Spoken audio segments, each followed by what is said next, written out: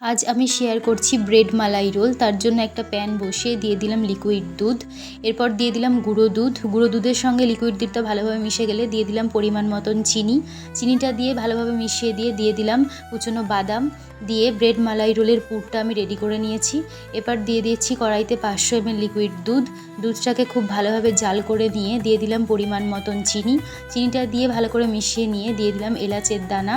এবার দিয়ে দিলাম স্যাফরন মেশানো দুধ আর কাস্টার্ড পাউডার আগে থেকে জলে গুলে রেখেছিলাম, সেটাই এখানে দিয়ে দিলাম। তারপরে কিছুটা ড্রাই ফ্রুটস দিয়ে এইভাবে ক্রমাগত নাড়াচাড়া করে একটা ঘন মালাই আমি রেডি করে নিচ্ছি। কাস্টার্ড পাউডার দেওয়ার পর আর কিন্তু নাড়ানো বন্ধ করলে হবে না, ক্রমাগত এইভাবে নাড়িয়ে চাড়িয়ে একটা ঘন মালাই আমি রেডি করে নিচ্ছি।